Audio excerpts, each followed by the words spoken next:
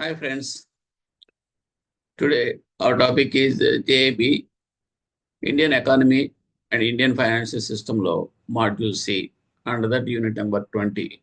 It says Indian Financial System and Overview. ఇందులో ఏముంటాయంటే మామూలుగా financial సిస్టంలో ఏముంటుంది అంటే ఒక కంట్రీ ఎకానమీ డెవలప్ అవ్వాలి అంటే ప్రొడక్ట్స్ అండ్ సర్వీసెస్ అనేది ప్రొడ్యూస్ అవ్వాలి. ప్రొడక్ట్స్ అండ్ సర్వీసెస్ ప్రొడ్యూస్ చేయాలి అంటే దానికి కొంత పెట్టుబడి కావాలి. దాన్ని మనం అంటే క్యాపిటల్ అంటాం. ఎవరు చేస్తారు? ఒక ఎంటర్ప్రెన్యూర్ మాత్రమే చేయగలుగుతాడు. సో అతను క్యాపిటల్ కావాలి అంటే రిక్వైర్మెంట్ ఆఫ్ ఫండ్స్ అతను కావాలి. మరి ఎక్కడి నుంచి తీసుకురావాలి అంటే ఎవరి సోర్సెస్ ఆఫ్ ఫండ్స్కి వెళ్ళేటప్పటికి ఎవరి దగ్గర అయితే సర్ప్లస్ ఉంటుందో, అంటే సర్ప్లస్ అనేది సేవింగ్స్ రూపంలో ఉంటుందో, సో దాన్ని ట్యాప్ చేయగలిగితే కనుక దాన్ని తీసుకొచ్చి వీళ్ళకి రిక్వైర్డ్ పీపుల్ కనుక మన ఫండ్స్ కనుక మ్యాప్ చేయగలిగితే అప్పుడు ఏమవుతుందంటే వాళ్ళు మ్యానుఫ్యాక్చరింగ్ చేసి ప్రొడక్ట్స్ అండ్ సర్వీసెస్ ప్రొడ్యూస్ చేయడం వల్ల ఏమవుతుందంటే మీకు కంట్రీకి ఇన్కమ్ వెల్త్ అనేది జనరేట్ అవుతుంది. అంటే సంపద సృష్టించాలి అంటే ముందు ఆ సంపద సృష్టించడానికి కావాల్సిన పెట్టుబడి అమౌంట్ అనేది కావాలి. అది ఎక్కడి నుంచి వస్తుందంటే సర్ప్లస్ అనేది ఎవరి దగ్గర ఉంటుందో వాళ్ళ దగ్గర నుంచి వస్తుంది అన్నమాట. ఈ దాని మీద మనం ఎగ్జాంపుల్ చెప్తాం. లేకపోతే ఇందులో రెండు రకాలుగా వస్తాయి. అంటే ఎలాగ వస్తుంది తర్వాత చెప్తాం. First of all let me point wise we shall discuss. For the growth of any economy capital formation is essential, compulsory. Capital అనేది ఎక్కడి నుంచి వస్తుంది? Source of funds with which the entrepreneur is able to take the risk of setting up and operating a business enterprise. ఈ capital fund అనేది తనకు పెట్టుబడి కింద కావాలి అంటే కనుక first it should be required to him, entrepreneur. Capital is available with persons with wealth who have savings. ఎవరి దగ్గర అయితే సేవింగ్స్ ఉంటాయో వాళ్ళ దగ్గర నుంచే మనం క్యాపిటల్ మనం పొందగలుగుతాం.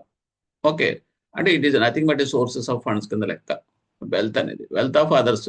దాన్ని మనం ఏం చేస్తామంటే సింపుల్ టర్మ్స్ లో మనం ఏం చేస్తామంటే దట్ మీన్స్ ఇదే wealth must therefore flow from pockets of surplus to pockets of deficit. ఎవరికైతే పెట్టుబడి కావాల్సి వస్తుందో రిక్వైర్మెంట్, దాన్ని డెఫిసిట్ అంటాం.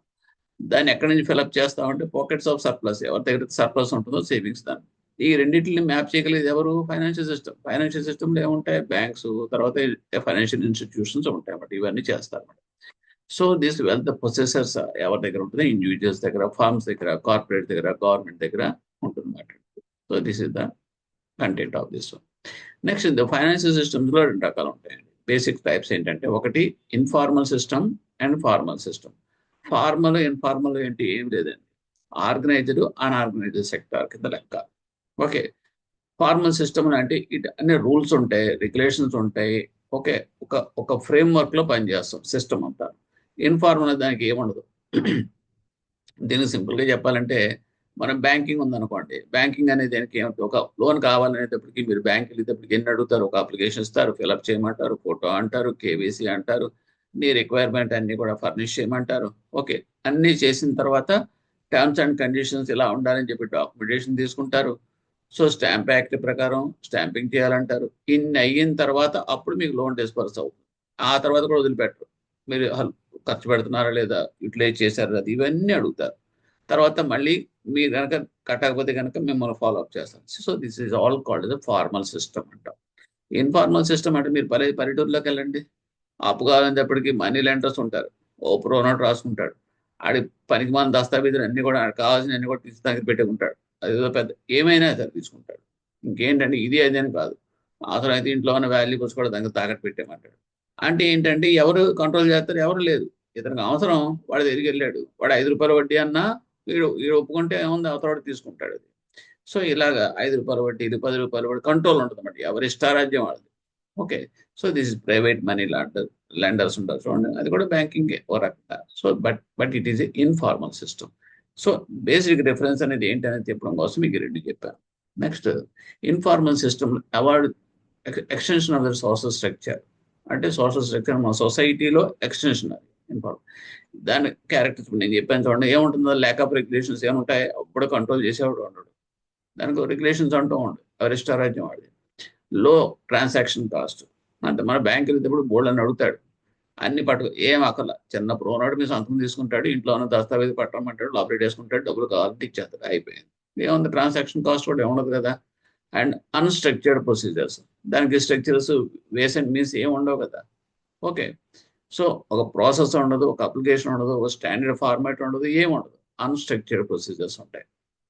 No transparency. ట్రాన్స్‌పరెన్సీ అంటూ ఏముండదు. ఎందుకంటే మనకుందనుకోండి, బ్యాంక్ ఉందనుకో, స్టేట్మెంట్ ఇస్తాడు.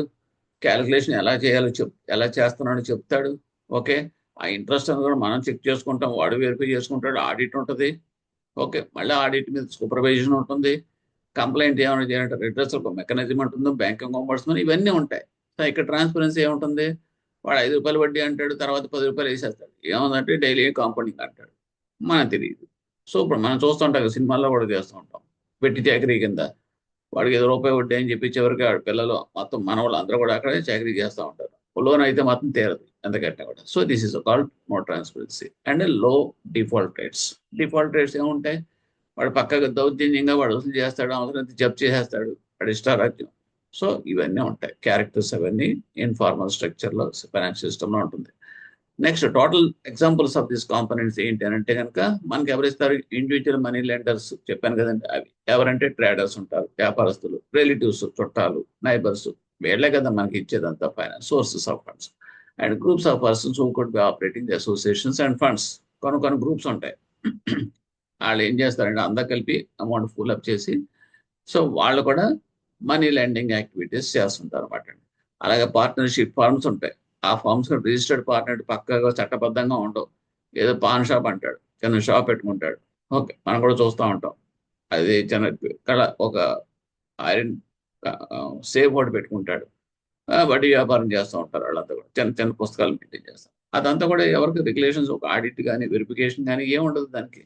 సో పాన్ బ్రోకర్స్ అంటారు చూడండి. పాన్ బ్రోకర్స్, తర్వాత లోకల్ బ్రోకర్స్, తర్వాత non financial intermediaries such as finance, investment and chit fund companies. ఇవన్నీ కూడా మీకు ఇందులో కాంపోనెంట్స్లోకి వస్తాయి. అంటే ఈ నాన్ ఫార్మల్ కేటగిరీలో చూపిస్తాం. Although informal and unregulated, this section of finance system has its own importance. మరి రెగ్యులేషన్స్ ఏం లేవు, అన్‌స్ట్రక్చర్డ్ ఇదంతా కూడాను.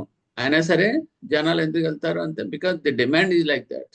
ఎందుకంటే బ్యాంక్‌కెళ్ళి నుంచొని ఫార్మాలిటీ తెలియని కేవైసీలు అంటాడు, అది అంటాడు, ఈయన బోర్డని చెప్తాడు. ఇవన్నీ ఎందుకు, శుభ్రంగా వెళ్తే వెంటనే ఎంత అయితే అంత ఇచ్చి పెడతాడు. వెంటనే ఆ రోజు గంటలో మనకు డబ్బులు వచ్చేస్తాయి కదా. సో దీనివల్ల ఏమవుతుందంటే టువర్డ్స్ అన్‌స్ట్రక్చర్డ్ సిస్టమ్‌కి టెంప్ట్ అయిపోతా ఉంటారు. సో ఆ రకంగా దానికి ఉండే డిమాండ్ దానికే ఉంది. నెక్స్ట్ ఫార్మల్ ఫైనాన్షియల్ సిస్టమ్ క్యారెక్టర్స్కి వచ్చేటప్పటికి ఏమవుతుందంటే presence of organised institutional regulated system, RBI, అయితే ఇన్స్టిట్యూషన్ బ్యాంక్స్ ఉంటాయి.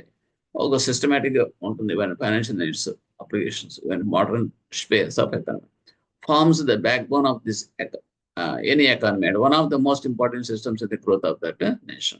ఇది ఏంటంటే యాక్చువల్గా పక్కా సిస్టమ్ కాబట్టి అది అందరికీ కూడా ఒక ట్రాన్స్పరెన్సీ వేరే జరుగుతుంది కాబట్టి మనకు అన్ని కూడా కనబడతా ఉంటాయి అన్నమాట. So this is the healthy financial system చెప్పాలంటే, ఫార్మల్ ఫైనాన్షియల్ సిస్టమ్.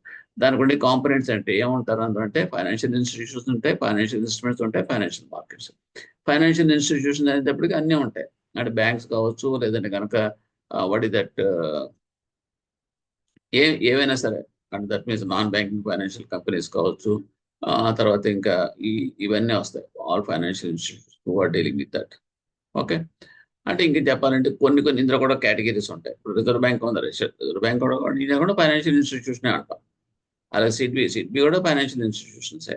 కానీ ఏంటంటే ఇందులో కొన్ని వాళ్ళ యొక్క డ్యూటీస్ని బట్టి అవి సెపరేట్ ఒక సెగ్మెంట్ కింద తీసుకుంటాం.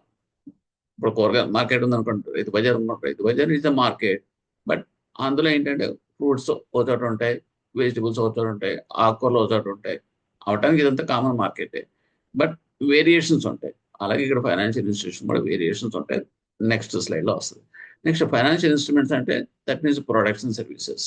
అవన్నీ కూడా ఫైనాన్షియల్ మార్కెట్ అనేటప్పుడు మార్కెట్లో డిఫరెంట్ మార్కెట్స్ ఉంటాయి అన్నమాట, depending upon that product. So here financial institutions అనేటప్పటికీ while on one hand cater the what is that entities who possess wealth, on the other hand they cater those enterprises and businesses who require the wealth in the form of capital for their investments. Financial institution ఏముంటుంది? ఇద్దరు ఉంటారు. ఒకళ్ళకి ఏంటంటే surplus ఉంటుంది వాళ్ళ దగ్గర, పొజిస్ that wealth, డబ్బులు ఉన్నాయి, నా దగ్గర డబ్బులు ఉన్నాయి, తీసుకెళ్ళి నేను సేవింగ్స్ బ్యాంక్లోనో లేకపోతే డిపాజిట్ రూపంలో వేసుకుంటాను, నాకు ఇంట్రెస్ట్ ఇస్తానని చెప్పేసి అన్నారు కాబట్టి. సో నా వెల్త్ అంతా కూడా తీసుకుని నీ దగ్గర ఇస్తున్నా అంటే ఫైనాన్షియల్ ఇన్స్టిట్యూషన్ నేను డిపాజిట్ చేస్తున్నా. ఆ వెల్త్ ఏం చేస్తున్నారు, ఆ sources of funds who are required for businesses enterprises వాళ్ళకి మీరు లోన్స్ రూపంలో ఇస్తున్నారు, అంటే క్యాపిటల్ రూపంలో క్యాపిటల్ పర్పస్ కోసం మీరు ఇస్తున్నారు. ఓకే. సో ఎగ్జాంపుల్స్ ఏముంటాయండి, ఫైనాన్షియల్ రెగ్యులేటర్స్, ఈ ఈ ఫైనాన్షియల్ ఇన్స్టిట్యూట్స్ లో ఉండేవాళ్ళు financial regulators and Reserve Bank of India, SEBI, RBI, SIDBI అంతా కూడా commercial and cooperative banks. Okay, ఇవన్నీ కూడా direct lending of institutions, non banking financial institutions. అంటే దట్ మీన్స్ ఆల్ డిపాజిట్స్ మాత్రం క్యాటర్ చేయరు, but they will give only separate financing systems, that means exclusive finance and development institutions, development financial institutions. తర్వాత insurance companies, insurance business చేసేవన్నీ కూడా insurance companies, insurance brokers ఉంటారు, and mutual funds, merchant banking services అన్ని చేసేది mutual funds, pension funds. So ఇవన్నీ కూడా మీకు financial institutions లో ఎగ్జాంపుల్స్. మెయిన్ ఇన్స్టిట్యూషన్స్ ఏముంటాయి, మెయిన్ ప్రోడక్ట్ చూడాలంటే కనుక రెండే ఉంటాయి. ఒకటి ఫైనాన్షియల్ ఇన్స్టిట్యూషన్ లో రెండు కేటగిరీస్ ఏంటంటే, ఒకటి banking institutions or depository institutions. అంటే బ్యాంకింగ్ అనే ఇన్స్టిట్యూషన్ ఏం చేస్తారు, ఫస్ట్ డిపాజిట్స్ యాక్సెప్ట్ చేస్తారు పబ్లిక్ నుంచి. వాళ్ళు డెఫినేషన్ ఆఫ్ బ్యాంకింగ్ అంటేనే అది కదా మనం నేర్చుకున్నది. So just simply they are mobilising the deposits from the public and they are lending or investing to the public. And whenever they people demand చేస్తారు, మళ్ళీ వేసిన ఫండ్స్, డిపాజిట్ చేసిన ఫండ్స్ కావాల్సినప్పుడు మళ్ళీ ఇస్తూ ఉంటాం. So this is called the banking institutions or deposit institutions అంటాం. Non banking institutions, non deposit institutions ఏమవుతుందంటే, ఎవరైతే ప్రమోట్ చేసుకున్నారో నాన్ బ్యాంక్ ఫైనాన్స్ కి, వాళ్ళు ప్రమోటర్సే వాళ్ళు ఫండ్స్ మొబిలైజ్ చేసుకుని ఆ ఫండ్స్ తోటి చేసుకుంటా ఉంటారు బిజినెస్. అంటే లెండింగ్ యాక్టివిటీస్ చేసి ఆ ఇంట్రెస్ట్ అనేది వాళ్ళు తీసుకుని చార్జ్ చేసి బిజినెస్ అంటే లాభం పొందుతారు. So these are the broad difference between these two. And financial institution, deposit institution, అది ఇక్కడ మనం చెప్పామట. Non banking financial, non banking institution, non deposit institution, that అందులోకి వచ్చేది ఏంటంటే డిఫరెంట్ బిజినెసెస్ చేస్తుంటారు. Insurance, mutual funds, brokerage companies fall under this category. And they cannot, ఇక్కడ ఏంటంటే బ్యాంకింగ్ ఇన్స్టిట్యూషన్ అంటే ఓన్లీ సోల్ బ్యాంకింగ్, అంటే డిపాజిట్స్ యాక్సెప్ట్ చేయడం, lending మాత్రం. సో నాన్ బ్యాంకింగ్ ఇన్స్టిట్యూషన్లకు వచ్చేప్పటికి మొత్తం ఏమవుతుందంటే insurance sector, mutual funds, merchant banking services, ఇవన్నీ కూడా వస్తాయి. They cannot ask monetary deposits. Monetary deposits అడగాల్సిన అవసరం లేదు, తీసుకుంటే తీసుకోవచ్చు. బట్ అదేంటంటే ఎన్బిఎఫ్సిస్ విత్ డిపాజిట్ యాక్సెప్టింగ్ కూడా వస్తాయి. కానీ ఆ డిపాజిట్ యాక్సెప్టింగ్ అనేది ఏంటంటే టర్మ్ డిపాజిట్స్ కింద లెక్క. బట్ ఆర్బీఐ అప్రూవల్ ఉండాలి, దట్ ఈస్ సెపరేట్ సెగ్మెంట్. ఇప్పుడు అవసరం లేదు. జనరల్గా ఏంటంటే ఎన్బిఎఫ్సిస్ అనేది మానిటరీ డిపాజిట్స్ అనేది అడగదు, but cell financial products to their customers.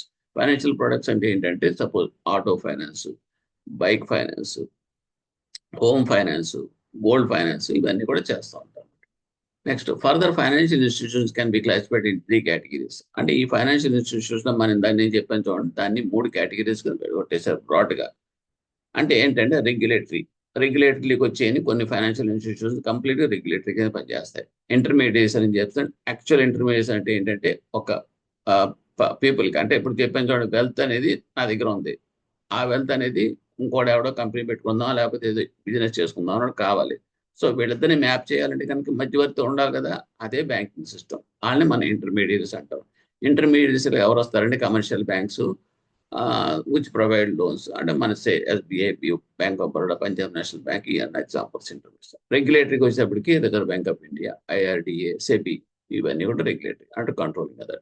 And ఇవి కూడా ఫైనాన్షియల్ ఇన్స్టిట్యూషన్స్ కాబట్టి. నాన్ ఇంటర్మీడియట్స్ అంటే ఏంటంటే ఇవి ఫైనాన్షియల్ ఇన్స్టిట్యూషన్సే, బట్ వాళ్ళు ఏం చేస్తారంటే వాళ్ళకున్న ఫండ్స్ అన్ని కూడాను పంపింగ్ చేస్తూ ఉంటారు రిక్వైర్మెంట్. అంటే ఏంటంటే సపోజ్ బ్యాంక్స్ ఉన్నాయి, బ్యాంక్స్ అన్ని కూడాను వీళ్ళు ఏం చేస్తారంటే అగ్రికల్చర్ ఎక్కువ ఇవ్వండి అని ట్రస్ట్ అని చెప్పేసి చెప్తారు.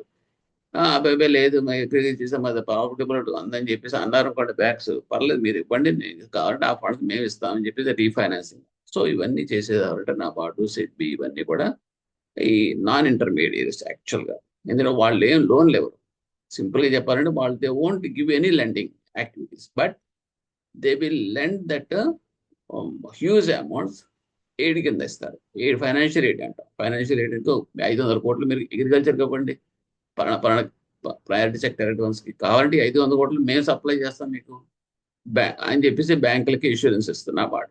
సిడ్బీ ఉందనుకోండి, ఎంఎస్ఎంఈ లోన్స్, ముద్రా లోన్స్ ఇవ్వండి ఒక 500 కోట్లు లిబరల్గా, మీకు కావాలంటే 500 కోట్లు నేను ఇస్తాను.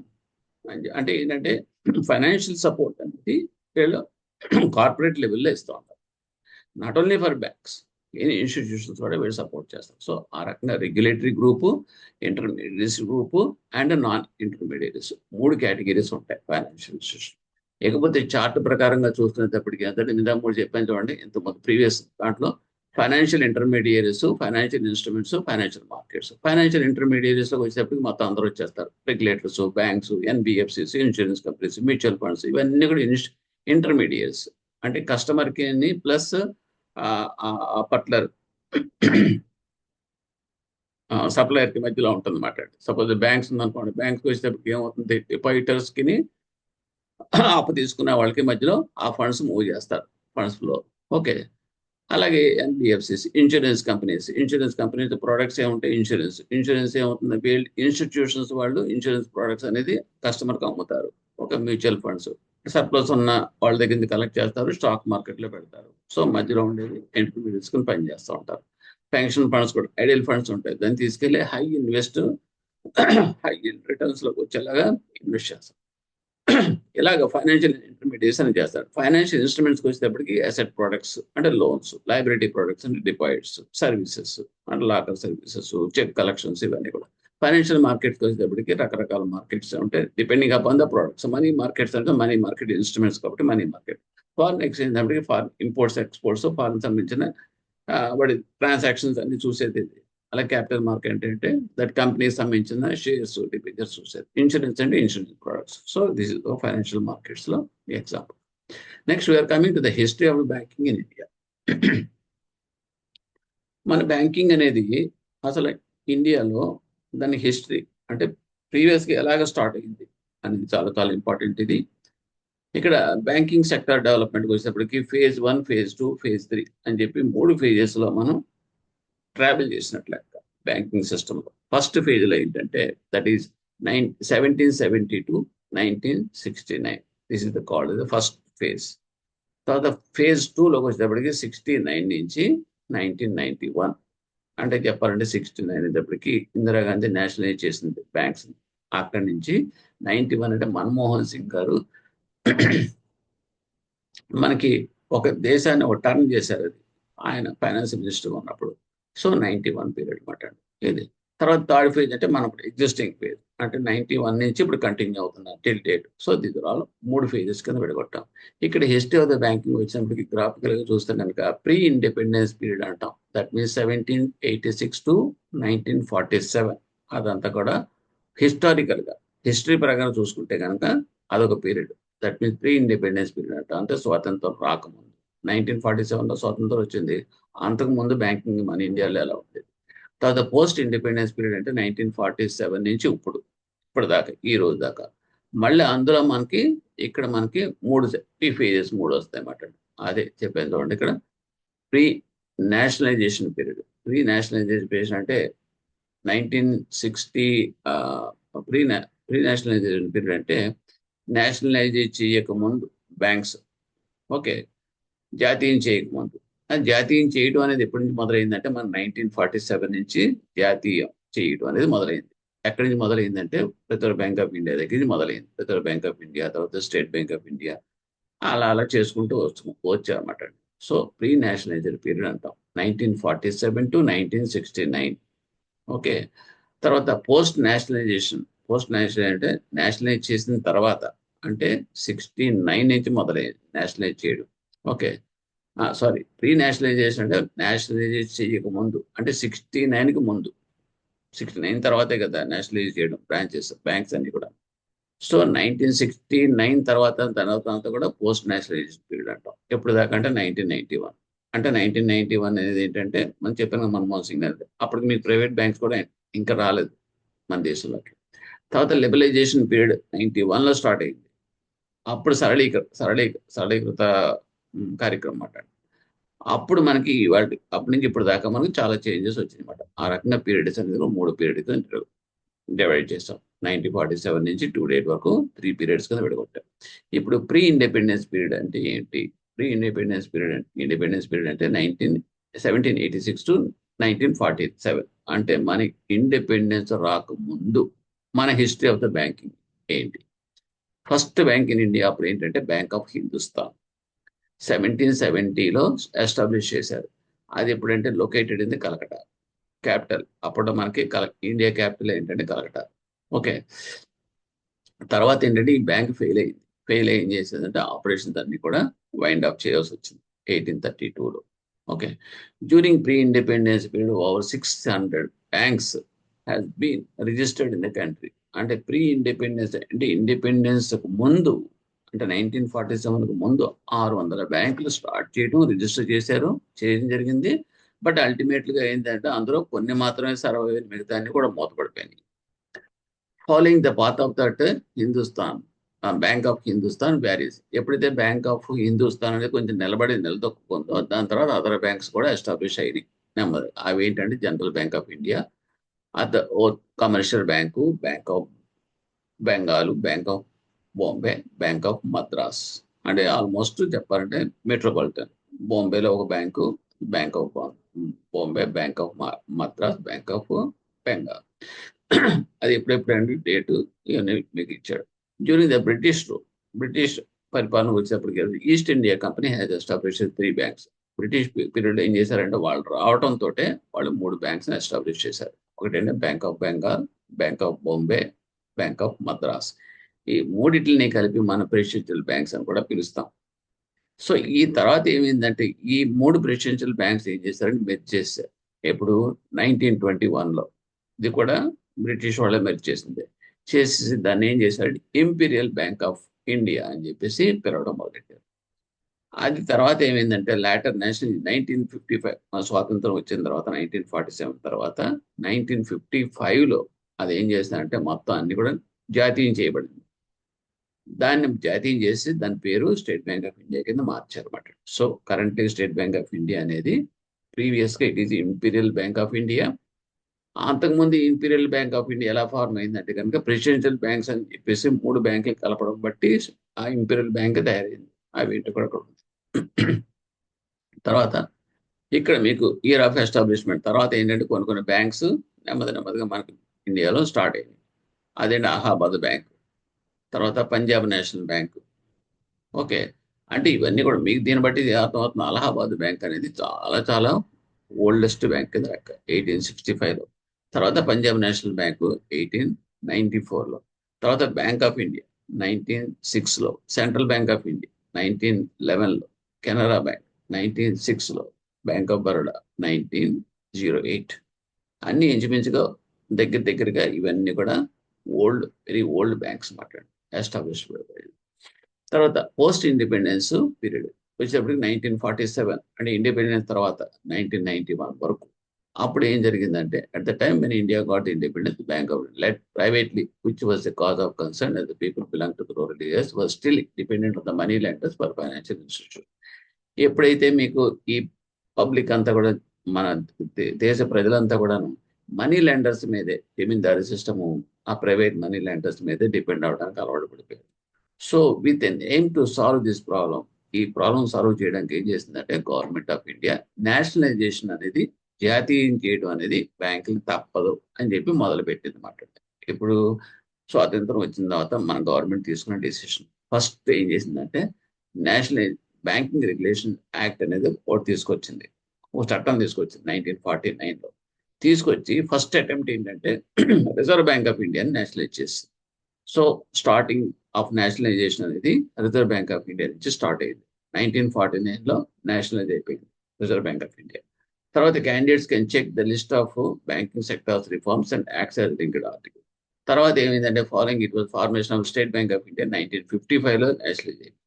State bank of India just అప్పుడు Imperial Bank state bank of India కింద ఉండి అలాగే ఉండేది అంతే ప్రైవేట్ సెక్టార్లో. బట్ 1955లో అది ఏం చేస్తారంటే జాతీయం చేసేసారు.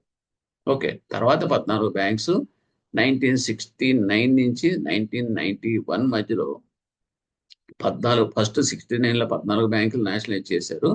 తర్వాత 1980లోనేమో ఇంకొక 6 బ్యాంకులు నేషనలైజ్ చేశారు. అక్కడికి 14 ప్లస్ ఇదొక 6, 20 బ్యాంకులు అయిపోయినాయి. అలాగా ఇవన్నీ కూడా మీకు 69 తర్వాత జరిగింది.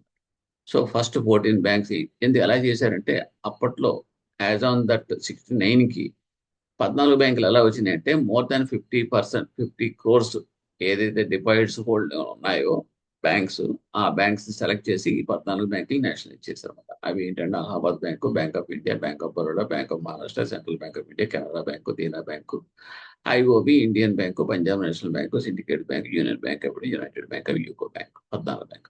తర్వాత ఏం చేశారంటే 1980లో అనదర్ 6 బ్యాంక్స్ నేషనలైజ్ చేయబడ్డాయి. అవి Andhra bank, corporate bank, new bank of India, oriental bank, Punjab and Sindh bank, Vijaya bank. తర్వాత ఏం చేశారంటే state bank of India subsidiary banks ఉంటాయి 7, మొత్తం 7 బ్యాంకులు ఉంటాయి అన్నమాట. ఆ 7 కూడా ఏం చేశారంటే 1959లో నేషనలైజ్ చేయబడ్డాయి. అవి ఏంటంటే state bank of India Patiala, Hyderabad, Jaipur, Mysuru, Trivandrum, Saurashtra, Indore. కానీ మెర్జింగ్ మాత్రం ఏమైందంటే ఒకసారి చేసేటప్పటికి 2 బ్యాంకులు మాత్రం పెండింగ్ పెట్టారు. అదేంటంటే state bank of India Saurashtra అవటానికి 7లో 5 ఇమీడియట్ గా మెర్జ్ అయిపోయినాయి. 2 బ్యాంకులు మాత్రం తర్వాత మెర్జ్ చేశారు. 2008లో చేశారు సౌరాష్ట్రది. ఇండోర్ది ఏం చేశారంటే 2010లో చేశారు. సో ఆ రకంగా మొత్తం మెర్జింగ్ కార్యక్రమం అంతా కూడా పూర్తి చేశారు. అంటే మెర్జింగ్ అంటే ఏం లేదు, నేషనలైజ్ చేయడం, మెర్జింగ్ చేయడం అనేది జరిగింది. నెక్స్ట్ రీజనల్ రూరల్ బ్యాంక్స్ అనేది ఎప్పుడు స్టార్ట్ చేశారంటే 1975లో స్టార్ట్ చేశారు. ఎందుకు అంటే రూరల్ పీపుల్ని దృష్టిలో పెట్టుకుని రూరల్ ఏరియాస్ డెవలప్ చేయాలి అంటే కనుక ప్రత్యేకంగా దానికి గ్రామీణ బ్యాంకులు ఉండాలి అన్న ఉద్దేశంతో 1975లో ఒక అమెండ్మెంట్ యాక్ట్ ద్వారా ఆర్ఆర్బీసీని తీసుకొచ్చారు అనమాట. సో 75లో వచ్చినాయి ఆర్ఆర్బీసీ. నెక్స్ట్ లిబరలైజేషన్ పీరియడ్కి వచ్చేటప్పటికి 1991 తర్వాత నుంచి ఇప్పుడు దాకా ఉన్నది కదా లిబరలైజేషన్ పీరియడ్. అందులో ఏం చేశారంటే ఫస్ట్ అటెంప్ట్ చేశారంటే country regular monitoring regulations need to be follow to continue the profits provide. అంటే బ్యాంకింగ్ సెక్టర్ నేషనలైజ్ అయితే చేశారు, కానీ దాన్ని ప్రాఫిట్లో రన్ చేయాలి, ప్లస్ వాటిని మానిటర్ చేసుకోవాలి. అంటే మనకి ఎంతవరకు ప్రజలకు ఉపయోగపడుతున్నాయి. నేషనలైజ్ చేయాలంటే దేశం కోసమే కదా చేసింది, ప్రజల కోసమే కదా, వాళ్ళకి అప్పులు ఇచ్చి వాళ్ళంతా కూడా బాగు చేయాలని ఉద్దేశంతో. కానీ ఎంతవరకు చేయాలి, మానిటర్ చేసి వాళ్ళు ప్రాఫిట్స్ లో కూడా ఫైనలైజ్ చేయాలి. కాబట్టి they attempted that regulation regular monitoring of these banks to provide stability and profitability. First స్టెబిలిటీగా ఉండాలి, ప్రాఫిటబిలిటీగా ఉండాలి. Of this national public sector bank the government decide to set up a committee. ఒక కమిటీని వేశారు. అప్పుడు ఇవన్నీ కూడా స్ట్రాంగ్ గా ఉండాలి, మనకు ఉపయోగపడాలని ఉద్దేశించినట్టు నరసింహన్ కమిటీని వేశారు. వేసి ఒకసారి స్టడీ చేయమని చెప్పారంటే అప్పుడు అతను ఏం చేశారంటే కొన్ని రికమెండేషన్స్ చేయడంతో ఏమైందంటే ఈ 1991 తర్వాత అంటే 19 మన్మోహన్ గారు పీరియడ్లో, స్టార్టింగ్ పీరియడ్లో ఈ ఈ నరసింహన్ రికమెండేషన్స్ ఎఫెక్ట్ ఏంటంటే ప్రైవేట్ బ్యాంక్స్ మనం ఇంట్రడ్యూస్ చేయాలి అని చెప్పేసి అప్పుడు ఏం చేస్తారంటే బిగ్గెస్ట్ డెవలప్మెంట్ ని చేంజ్ చేశారంటే introduction of the private banks sector, private sector bank in India. ఆ రకంగా ఫస్ట్ 10 ప్రైవేట్ సెక్టర్ బ్యాంక్స్ మనకి ఇండి కంట్రీలో ఎస్టాబ్లిష్ అయినాయి. ఏంటంటే గ్లోబల్ ట్రస్ట్ బ్యాంకు దగ్గర నుంచి మొదలైనవి. ICICI Bank, HDFC Bank, Axis Bank, Bank of Punjab, IndusInd Bank, Centurion Bank, IDBI Bank, Times Bank, Development Credit Bank. So ఇలా ఈ 10 ప్రైవేట్ సెక్టర్ బ్యాంక్స్ అనేది 1991 తర్వాత ప్రైవేట్ సెక్టార్లో ఇంట్రడ్యూస్ అయిపోయాయి. తర్వాత ఇకపోతే మనకి మామూలుగా జనరల్ ఇన్ఫర్మేషన్ కోసం ఏంటంటే ఇండియన్ ఫైనాన్షియల్ బ్యాంకింగ్ సిస్టంలో ఏది ఫస్ట్ అంటే ఒక పర్టికులర్ స్పెషల్ అటెంప్ట్లో ఏ బ్యాంకుకి ఏముంటుంది అనే దాని గురించి కూడా ఇంపార్టెంట్ క్వశ్చన్స్ అడుగుతాడు మీకు. ఫస్ట్ బ్యాంక్ ఇన్ ఇండియా అది మనం ఇందాక చెప్పుకున్నాం కదా, బ్యాంక్ ఆఫ్ హిందుస్థాన్ 1770లో. అలాగే first bank managed by the Indians. మన స్వతంత్రం అంటే మన ఇండియన్సే స్వతంత్రంగా ఒక బ్యాంక్ని రన్ చేశారు, మేనేజ్ చేశారు. ఏంటంటే oath commercial bank. And first bank with Indian capital was మన ఇండియా కంటే స్వాతంత్రం వచ్చిన తర్వాత మన ఇండియాలో ఉన్నాం. మన డబ్బులతో మన పెట్టుబడితోటి ఓకే మనం స్థాపించుకున్న బ్యాంక్ ఏంటి అంటే కనుక పంజాబ్ నేషనల్ బ్యాంక్. ఎవరు చేశారంటే Lala Lajpat Rai founder. Next first foreign bank in India, HSBC the first foreign bank. And first bank to get ISO certificate, international standards organisation certificate వచ్చింది ఎవరికంటే Canara Bank. The first Indian bank outside India అంటే abroad మన overseas bank start చేసింది ఎవరంటే Bank of India.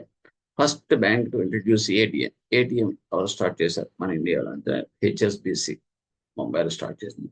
First bank to have a joint stock public bank. Joint stock public bank తో start చేసింది ఎవరంటే oldest, that is Allahabad bank. Okay, joint stock bank అనేటప్పటికి public ని involve చేసింది మాట్లాడేది. Okay, so Allahabad bank. The first universal bank. Universal bank అది ఏంటంటే మొత్తం ఆల్ ఓవర్ మొత్తం గ్లోబల్ గా ఓపెన్ చేసిన బ్యాంక్ ఏంటంటే first the ICICI bank. And first bank to introduce savings account తోటి స్టార్ట్ చేసిన బ్యాంక్ అంటే ప్రెసిడెన్సీ బ్యాంక్. మనం అనుకున్నాం కదా ప్రెసిడెన్సీ బ్యాంక్ అనేటప్పటికి మొత్తం Calcutta, that means east India company వచ్చినప్పుడు 3 బ్యాంకులు ఉండేవి అని చెప్పాం కదా. అవి 3 కలిపి ప్రెసిడెన్షియల్ బ్యాంక్ కింద మార్చారని చెప్పాం. ప్రెసిడెన్సీ బ్యాంక్స్ అనేవారు కదా అవి.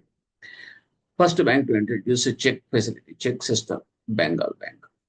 ఓకే, అండ్ తర్వాత first bank to give internet banking facility. Internet banking ఇచ్చింది first bank and ICICI Bank. First bank to sell mutual funds first introduce చేసి అమ్మింది ఎవరంటే State bank of India. First bank to issue credit cards first introduce చేసింది Central Bank of India. First digital bank అంటే digi bank. First regional rural bank, గ్రామీణ Bank అంటే Prathama Bank sponsored by Syndicate Bank. అది first Grameen Bank. First bank to in principle banking licence ఇచ్చింది ఎవరికి అంటే కనుక IDFC and Bandhan Bank. First bank to introduce merchant banking in India is Grindlays Bank. Merchant banking services అందించిన first bank. First bank to introduce blockchain technology ఎవరు స్టార్ట్ చేశారంటే ICICI. And first bank to introduce voice biometric Citibank. అంటే ఇప్పుడు మన చూడండి phone pay చేస్తుంటే 500 రూపాయలు ముట్టింది, ఈ type of voice recognition biometric చేస్తుంది Citibank. And first bank to introduce robot in banking sector HDFC Bank. Robot services చేస్తుంది. సో ఇది all very important in the exam point of view. Okay, next important legislations affecting establishments of banks. అంటే చట్టాలు చేసింది ఏమైనా చట్టాలు వచ్చినాయి మనకి అంటే first Reserve Bank of India 1934 act ప్రకారం వచ్చింది యాక్ట్ అనేది ఆర్బి యాక్ట్. తర్వాత బ్యాంకింగ్ రెగ్యులేషన్స్ యాక్ట్ అనేది 1949లో చట్టం అయింది. స్టేట్ బ్యాంక్ ఆఫ్ ఇండియా అనేది నేషనల్ అయింది కాబట్టి 1955లో చట్టం అయింది. చట్టం ద్వారా తర్వాత ఈ సబ్సిడరీస్ అన్ని కూడా 1959లో వెరిచి అయిపోయినాయి కాబట్టి అప్పుడు మీకు చట్టాన్ని తీసుకొచ్చారు, that is SBI subsidiaries bank act. తర్వాత DICGC 1961 deposit insurance and credit guarantee corporation and banking companies acquisition అంటే నేషనలైజ్ చేయబడింది 1970. అప్పుడే మీకు 14 బ్యాంకులు నేషనలైజ్ చేశాం. తర్వాత బ్యాంకింగ్ కంపెనీస్ ఎక్విజిషన్ అప్పుడు 1980లో 6 బ్యాంక్స్ తీసుకుని నేషనలైజ్ చేసింది, అదే ఆ యాక్ట్ ప్రకారం. తర్వాత state bank repeal and amendment act 2018. Okay, next Narasimhan committee 1991 phase 1. అందులో ఏం జరిగింది అని చూసుకుంటే recommendations of the national committee 1 ఏం చెప్తుందంటే 4 టైర్ హైరార్కీ తీసుకురావాలి. అంటే 4 లేయర్స్ పొలవమని చెప్పేసి ఉండకూడదు బ్యాంకులు అంటే కనుక మనం ఏం చేస్తామంటే మ్యాక్సిమం 3 to 4 4 పెద్ద బ్యాంకుల కింద మాత్రం చేసేయాలి, including state bank of India. 4 ఉంటారు బ్యాంక్, 3 కానీ 4 అంతకన్నా ఎక్కువ ఉండకూడదు. అదేంటంటే top and at the bottom rural engagement that agriculture activities.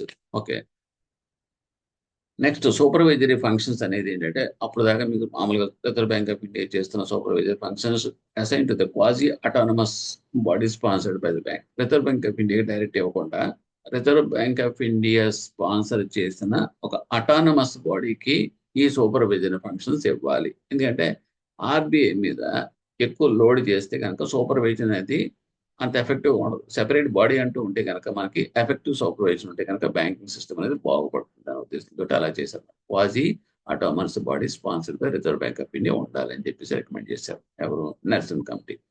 తర్వాత phase reduction of SLR statutory liquidity ratio అని చెప్పేసి అది ఎందుకంటే మనకు ఉన్న డిపాజిట్స్ ఏదైతే మనం మొబిలైజ్ చేస్తున్నామో దాంట్లో కొంత పర్సెంటేజ్ తీసుకొని ఎస్ఎల్ఆర్ కింద మనం సెక్యూరిటీస్ లో పెట్టమని చెప్పి పెట్టాలని చెప్పి. అంటే మనకి అవైలబుల్ ఫండ్స్ ఇప్పుడు తగ్గిపోతున్నాయి కదా.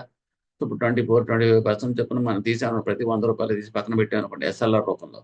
సో అవైలబుల్ ఫండ్స్ అంటే లెండింగ్ మనకి ఫండ్స్ షార్ట్ వస్తుంది. దానివల్ల ఏమవుతుంది, మీకు ఎక్కువ లెండింగ్ యాక్టివిటీస్ అనేది జరగవు కదా. సో క్రెడిట్ అనేది పెరగాలి అంటే కనుక ఎస్ఎల్ఆర్ అని తగ్గించాలి. అప్పుడు ఏం చేశారంటే మన్మోహన్ సింగ్ లో జరిగిన ఇవన్నీ కూడా 91లో ఆయన వచ్చిన తర్వాత ఇవన్నీ ఏం చేశారు, తగ్గించేశారు. అంటే SLR రేషియోస్ అన్ని తగ్గించేశారు. తగ్గించడం అనేది అవైలబుల్ ఫండ్స్ ఎక్కువ వచ్చి ఎక్కువ లెండింగ్ యాక్టివిటీస్ కింద ఇచ్చారన్నమాట. So phased achievement 8% of the capital adequacy ratio. Capital adequacy అంటే క్యాపిటల్ బేస్, ప్రతి బ్యాంక్ కూడా మూలధనం అనేది ఉండాలి. ఓకే, ఆ మూలధనం ఏంటంటే ఎలా ఉంటుంది, క్యాపిటల్ అడెక్వసీ అంటే ఉన్న పెట్టుబడి దేనికి ప్రపోర్షనేట్ గా ఉండాలంటే risk weighted assets. Risk weighted assets అంటే మనం ఇచ్చే లోన్స్ అన్నిటికీ కూడా రిస్క్ వెయిటెడ్ కింద తీయాలి. అది సపోజ్ ఇప్పుడు మనకి సపోజ్ మనకి గోల్డ్ లోన్స్ ఉన్నాయి. గోల్డ్ లోన్కి రిస్క్ ఏముంటుంది, జీరో రిస్క్. ఎందుకంటే గోల్డ్ మనం తీసుకుంటాం కాబట్టి జీరో రిస్క్. అలాగే గవర్నమెంట్ లోన్స్ ఏమైనా ఉన్నాయనుకోండి, అవన్నీ కూడా జీరో రిస్క్. సో కొన్ని రిస్క్ ఉంటాయి. రియల్ ఎస్టేట్ ఉందనుకోండి, రిస్క్ ఉంటుంది, 100% రిస్క్ ఉంటుంది. అలాగే కొన్ని హోమ్ లోన్స్ ఉన్నాయనుకోండి, దానికి కూడా 20%. అలాగే వెయిటేజ్ మాట తీసి ప్రపోర్షనేట్ గా అదంతా కూడా కూలప్ చేసి అసెట్స్ వాల్యూ, దాంట్లో కొంత పర్సంటేజ్ క్యాపిటల్ మూలధనం కొంత కంపల్సరీగా ఉండాలి. ఎందుకంటే ఒక షార్ప్ దర్బర్ లాంటి మాట. ఒకవేళ కనుక లోన్స్ కనుక మనం బ్యాడ్ అయితే కనుక కనీసం ఈ పెట్టుబడి నుంచి మనం మీట్ అయ్యగలిగితే కనుక ఆ కొలాప్సింగ్ ఆఫ్ బ్యాంక్ అనేది జరగదు అనే కాన్సెప్ట్. సో దాంతో 8% క్యాపిటల్ ఎక్విటీ రేషియో అనేది ఫేజ్ బ్యాన్ అప్పటిదాకా మీకు మూలధనం అనేది ఉండేది కాదు మాట బ్యాంక్ దగ్గర. సో కంపల్సరీగా 8% తీసుకురావాలని చెప్పి పెట్టారు. Abolition of branch licensing policy. Bank licensing policy అనేది Reserve Bank of India clearance ఉండాలి, ప్రతి బ్యాంక్ లైసెన్స్ ఇవ్వాలి. అదేం లేకుండా బ్యాంక్స్ ఫ్రీడమ్ ఇచ్చేయండి, వాళ్ళకి నచ్చినట్టుగా బ్రాంచ్లు ఓపెన్ చేసుకుంటారు అని చెప్పేసి అబాలిషన్ అంటే ఎత్తిపడేశారు branch licensing policy. Proper classification of assets అనేది కూడా IREC నామ్స్, NPA, SMBS చూడండి. ఇన్కమ్ రికగ్నిషన్ అసెట్ క్లాసిఫికేషన్ అనే కాన్సెప్ట్ కూడా అప్పుడే తీసుకొచ్చింది. క్లాసిఫికేషన్ అసెట్స్ అని తీసుకొచ్చి ట్రాన్స్పరెన్సీగా ఉండి ఈ సబ్ స్టాండర్డ్, డౌట్ఫుల్ కాన్సెప్ట్స్ అని తీసుకొచ్చింది కూడా అప్పుడే.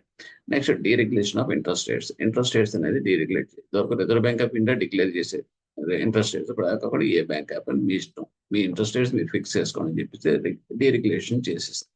Setting up asset reconstruction fund. అలాగే అసెట్స్ రీకన్స్ట్రక్షన్ ఫండ్ అనేది కంపల్సరీగా ఒక ఫండ్ అనేది తయారు చేస్తారు. స్ట్రెస్ అసెట్స్ ఏదైతే ఉంటాయో పెద్ద పెద్ద advance 1 crore and above advance కనుక ఫ్లక్చువేట్ అయినాయి అనుకోండి, అంటే వాడు ఇక్కడ బ్యాడ్ అయ్యే ఛాన్సెస్ కనుక సిమ్టమ్స్ కనపడ్డాయి అనుకో, దాన్ని స్ట్రెస్ అసెట్స్ అంటాం. ఇప్పుడు మనమైనా సరే ఫీవర్ వచ్చే ముందు కొంచెం తలనొప్పి, హెడేక్, బాడీ పెయిన్ అంత వస్తుంది. అంటే ఏంటంటే it is nothing but A fever symptoms. Next ఇంక వచ్చేది ఫీవర్ వస్తుంది అన్నమాట. అంటే సో అలాగే ఒక అసెట్ కనుక NPA అయ్యే ఛాన్సెస్ ఉన్నాయి అంటే ముందుగా దానికి కొన్ని సిమ్టమ్స్ మనకు కనబడతాయి. చెక్స్ బౌన్సింగ్ అవటం, యాక్టివిటీస్ లేక, ఫండ్స్ స్కేర్సిటీ రావటం, తర్వాత స్టేట్మెంట్ సరిగ్గా ఇవ్వకపోవటం, ఇవన్నీ కూడా స్ట్రెస్ అసెట్స్ సిమ్టమ్స్. అటువంటి వచ్చినప్పుడు కంపల్సరీగా కొంత ప్రొవిజన్స్ అనేది మెయింటైన్ చేయాలి. ఎందుకు అంటే అది తర్వాత ఏమైనా నిజంగానే బ్యాడ్ అయితే కనుక ఆ ప్రొవిజన్స్, ఆ ప్రాఫిట్స్ లో ఎక్కువ చేసిన పక్కన పెట్టిన ప్రాఫిట్స్ నుంచి ఇది కాంపన్సేట్ చేసుకోవడం కోసం. So this is all called అదే అసెట్ రీకన్స్ట్రక్షన్ ఫండ్ అనేది స్టార్ట్ చేయడం. Next based on that above listed recommendation. ఈ రకమైన రికమెండేషన్స్ అన్ని చేసిన తర్వాత వీళ్ళు ఏం చేశారంటే ఇంప్లిమెంటేషన్ లో అది స్టార్ట్ చేశారు 1 by 1. Lowering of SLR, CRR మొదలు పెట్టేశారు. CRR, SLR తగ్గించేయడం. తర్వాత ప్రుడెన్షియల్ నామ్స్ వచ్చినాయి. తర్వాత అంటే NPS, IREC నామ్స్ అనేది ఇంట్రడ్యూస్ చేశారు. క్యాపిటల్ అడెక్వసీ రేషియో అనేది 8% స్టార్ట్ చేసేసారు 92లో అనుకున్నదే. డీరెగ్యులేషన్ ఆఫ్ ఇంట్రెస్ట్ రేట్స్ కూడా అన్ని ఫ్రీడమ్ ఇచ్చేసారు బ్యాంకులన్నిటి. రికవరీ ఆఫ్ డెట్స్కి వచ్చేటప్పటికి recovery of debt dues to the financial institutions act 1993 అని తీసుకొచ్చారు. దాని ప్రకారం ఏంటంటే మిగిలిన ప్రొవిజన్స్ పెట్టడం, తర్వాత స్పెషల్ రికవరీ ట్రిబ్యునల్స్ అనేది DRTs అని చూడండి, DRTs సెటప్ చేశారు. ఇవన్నీ ఏంటంటే 1991లో నరసింహన్ గారి కమిటీ ఇచ్చిన రికమెండేషన్స్ అనుగుణంగా ఇవన్నీ కూడా స్టార్ట్ చేసుకుంటూ వచ్చేసారు. తర్వాత competition from new sector private banks. So new sector banks అనేది ఎప్పుడైతే లైసెన్స్ ఇచ్చేసారు న్యూ ప్రైవేట్ సెక్టార్ బ్యాంక్స్ పెట్టేసుకోండి అని చెప్పి ఇచ్చేసారు లైసెన్స్ లిబరల్ ఇచ్చేసి కానీ అందులో ఏంటంటే కొంత కొన్ని రెగ్యులేషన్ కండిషన్స్ పెట్టారు. ఎందుకంటే ఫారిన్ ఇన్స్టిట్యూషనల్ ఇన్వెస్టర్స్ వాడు కూడా మీకు అందులో క్యాపిటల్ మూలధనంలో పెట్టుబడి పెట్టచ్చు. ఎక్కడ దాకా అంటే కనుక 20%, అప్ టు 20% వరకు పెట్టుకోవచ్చు. అంటే ఏంటి, there open the doors to that private foreign institutions కూడా, వాళ్ళు కూడా ఇందులో కంట్రిబ్యూట్ చేసుకోవచ్చు new private sector banking system లో కూడా. అంటే లెబరలైజ్ చేసి పడేస్తారు అన్నమాట బ్యాంకింగ్ అనేది. అలాగే ఎన్ఆర్ఎస్ కూడా 40% వరకు కూడా వాళ్ళు క్యాపిటల్ కింద పెట్టుబడి పెట్టుకోవచ్చు. ఓకే. సో ఇలాగా బ్యాంకింగ్ అనేది ఏంటంటే గవర్నమెంట్‌కి హ్యాండ్ ఓవర్‌లోంచి నెమ్మదిగా ఫ్రీ హ్యాండ్ ఇచ్చేసారు వాళ్ళకి. ఓకే. ఎందుకు ఇచ్చారు? అలా ఇవ్వడం వల్ల ఏమంటే కాంపిటీషన్ అనేది పెంచడం కోసం. మోర్ నంబర్ ఆఫ్ బ్యాంక్స్ వచ్చినాయి అనుకోండి. సో కాంపిటీషన్ పెరుగుతది. కాంపిటీషన్ పెరిగినప్పుడు సర్వీస్ పెరుగుతది. సర్వీస్ పెరిగితే కస్టమర్‌కి మంచి బెనిఫిట్ వస్తదన్నమాట అది. Access to the capital market. Next ఏంటంటే ఈ రికమెండేషన్స్‌లో క్యాపిటల్ మార్కెట్ కూడా యాక్సెస్ ఇచ్చేసారు. అప్పటిదాకా క్యాపిటల్ మార్కెట్ అనేటప్పటికి ఓన్లీ కంపెనీస్ మాత్రమే లిస్ట్ అయ్యి ఉండేవి. ఆ కంపెనీకి సంబంధించిన షేర్స్ మాత్రమే ట్రేడ్ అయ్యేవి. అవి మాత్రమే పబ్లిక్‌తో డీల్ చేసేవి. కానీ దాని తర్వాత ఏం చేశాడు బ్యాంకింగ్‌లో కూడా ఏం చేశారంటే స్టాక్ మార్కెట్‌లోకి తీసుకెళ్ళిపోయారు. అంటే క్యాపిటల్ మార్కెట్‌లోకి వాళ్ళు ఏ రకంగా వస్తాయంటే వాళ్ళు షేర్ల రూపంలో వాళ్ళు పబ్లిక్ ఇష్యూ రూపంలో ఇచ్చేయడమాట. పబ్లిక్‌కి ఇవ్వడం. వాళ్ళ షేర్. అంటే ఏంటంటే పబ్లిక్‌కి ఓనర్‌షిప్ ఇవ్వడం. షేర్స్ అనేది ఆ బ్యాంకింగ్ సెక్టార్‌లో షేర్స్ రూపంలో వాళ్ళకి కూడా ఒక పాత్ర ఇవ్వడం జరిగింది. ఓకే. సో ఇదంతా కూడా మీకు పబ్లిక్ ఇష్యూస్ ద్వారా వాళ్ళని కూడా తీసుకొచ్చారు ఇందులోకి. So access to the capital market అంటే అదే. లేకపోతే ఇలా చేస్తూ ఏమవుతుందంటే సెంట్రల్ గవర్నమెంట్ కంట్రిబ్యూషన్ అనేది కంపల్సరీగా 51% పెయిడ్ అప్ క్యాపిటల్ మాత్రం తగ్గకూడదు. అలా ఉంచారు. ఎందుకంటే గవర్నమెంట్ కంట్రోల్ మాత్రం దాంట్లో ఉంచారన్నమాట. తర్వాత ఫ్రీడమ్ ఆఫ్ ఆపరేషన్స్ అంటే బ్రాంచెస్ ఓపెన్ చేయాలంటే కనుక ఆ బ్యాంక్స్ ఇండివిజువల్ డెసిషన్ మీద వదిలేశారు. కాబట్టి వాళ్ళకి లైసెన్సింగ్ పాలసీ అంటే ఏం లేదు. ఎవరికి నచ్చినట్టు వాళ్ళు తీసుకోవచ్చు. బ్రాంచ్ లైసెన్స్ చేసుకోవచ్చు. కానీ సబ్జెక్ట్ కండిషన్స్ ఏంటంటే క్యాపిటల్ అడెక్వసీ రేషియో మాత్రం కంపల్సరీగా చెప్పింది ఫాలో అవ్వాలి. అంటే మూలధనం అనేది ఏది ఇందాక చెప్పాను చూడండి 9%, 8% అది మెయింటైన్ చేసిన బ్యాంకులకి మాత్రమే ఆహ్, ఈ న్యూ బ్రాంచెస్ ఎక్కడ పడితే అక్కడ ఓపెన్ చేసుకునే ఫ్రీడమ్ అనేది ఉంటుంది. మిగతా వాళ్ళకి ఉండదు. తర్వాత లోకల్ ఏరియా బ్యాంక్స్ ఎల్ఏబీస్ 1966లో RBI issued guidelines to setting up of local area banks within that jurisdiction limited area and approval for అప్పుడు ఆ టైంలో ఏం చేస్తారు 7 ఎల్ఏబీస్కి ప్రైవేట్ సెక్టార్లో వాళ్ళు లైసెన్సెస్ అని ఇచ్చారు. ఆ తర్వాత ఈ ఎల్ఏబీస్ ఆర్ ఇన్స్ట్రుమెంటల్ మొబిలైజింగ్ పాలసీ. ఎందుకు అంటే లోకల్ ఏరియాలో ఏంటంటే ఇంకా చుట్టుపక్కల రూరల్ ప్లేసెస్‌లో ఏంటంటే సేవింగ్స్ అని ట్యాప్ చేయడం అవన్నీ కూడా channelising to that investments to that needy people ఏదైనా కనుక యాక్టివిటీస్‌కి వాటికి ఉపయోగించడం అన్నమాట. So with in that limited ఏరియాలోనే ఇవి జరిగేలాగా పొటెన్షియాలిటీ ఉంది కాబట్టి సో ఇవి ఎంకరేజ్ చేశారు. ఆ ఎల్ఏబీస్‌లో అప్పుడు ఏం చేస్తే 7 ఎల్ఏబీస్ ప్రైవేట్ సెక్టార్‌లో స్టార్ట్ అయింది. తర్వాత supervision of the commercial banks. Commercial banks supervise చేయాలని చెప్పి అనుకున్నాం కదా! అటానమస్ బాడీ ఒకటి పెట్టాలని చెప్పి అనుకున్నాం కదా! ఇంతకు ముందే ఆర్‌బీఐ ఆహ్, అప్రూవల్ తోటి. అదే దాన్ని ఏమంటామంటే బోర్డ్ ఫర్ ఫైనాన్షియల్ సూపర్విజన్ బీఎఫ్ఎస్. ఆ కమిటీ రికమెండేషన్ ప్రకారం ఇది కూడా చేసి ఈ పిఎఫ్ఎస్ ఏం చేస్తారంటే మొత్తం బ్యాంక్స్, ఫైనాన్షియల్ ఇన్స్టిట్యూషన్స్ అన్ని కూడా సూపర్వైజ్ చేసేలాగా. అంటే ఇంకా ఆర్బీఐ ఉంటుంది బ్యాకింగ్. బట్ ఒక అటానమస్ బాడీకి అప్పచెప్పేసారన్నమాట. Next 1993 RBI establish new department knowledge department supervision సెపరేట్‌గా తయారు చేశారు. Only for supervision of the commercial banks అని. తర్వాత నేషనల్ కమిటీ సెకండ్ ఫేజ్‌కి వచ్చేటప్పటికి సెకండ్ ఫేజ్‌లో ఏం చేశారంటే దీన్ని ఏమంటాం కమిటీ ఆన్ బ్యాంకింగ్. ఇది ఏం చేస్తారంటే ఇంకా తీసుకెళ్ళాలి. ఈ రిఫార్మ్స్ అనేది ఇంకా పెంచాలి అని చెప్పేసి ఆ రికమెండేషన్స్‌లో ఏం చేశారంటే ఒకటి strengthening of the banks in India. Current account convertibility అనే దాన్ని తీసుకొచ్చారు. ఇప్పుడు 1998లో. ఈ second phase of Narasimhan committee రికమెండేషన్స్‌లో ఏమున్నాయి అంటే గనక కరెంట్ అకౌంట్ కన్వర్టిబిలిటీ ఏంటి కరెంట్ అకౌంట్ కన్వర్టిబిలిటీ అంటే whatever that foreign exchange we are getting. Okay. Current accounts, capital account అని 2 ఉంటాయండి. కరెంట్ అకౌంట్ అంటే నార్మల్ ట్రాన్సాక్షన్స్. అంటే సపోజ్ మా పిల్లలు గనక అమెరికాలో గనక ఎక్కడైనా సీట్ సంపాదించి చదువుకోవడానికి ఎళ్లారనుకోండి. So, it is a personal transaction లెక్క. ఎందుకంటే మన ఫీజు రూపంలో అమెరికన్ యూనివర్సిటీస్‌కి మనం పే చేయాలి. అలాగే బయట నుంచి ఎవడైనా ఇక్కడ చదువుకుంటున్నాడనుకోండి. బయట నుంచి మనకు ఫారిన్ ఎక్స్‌చేంజ్ వస్తది. అంటే మన ఫారిన్ ఎక్స్‌చేంజ్ బయటికెళ్ళొచ్చు. బయట ఫారిన్ ఎక్స్‌చేంజ్ మనకి రావచ్చు. ఇది because of the personal reasons మాట. So, it is called as a current account transactions అంటాం. అలా మెడికల్ హెల్త్ మెడికల్ ట్రీట్మెంట్ కోసం వెళ్ళిన అవతల వాళ్ళు ఫారినర్స్ మనకు దగ్గరికి మెడికల్ ట్రీట్మెంట్‌కి వచ్చిన ఇలాగ. సో, ఇవన్నీ.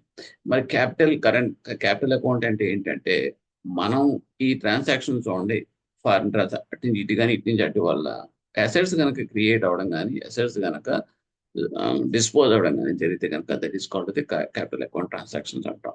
ఎందుకంటే క్యాపిటల్ అంటే ఏంటంటే ఆస్తికి సంబంధించింది, ప్రాపర్టీకి సంబంధించింది. కరెంట్ అకౌంట్ ఏంటంటే మనం జస్ట్ రొటీన్ పర్సనల్ ట్రాన్సాక్షన్ సంబంధించింది. అలా గుర్తుపెట్టుకోండి.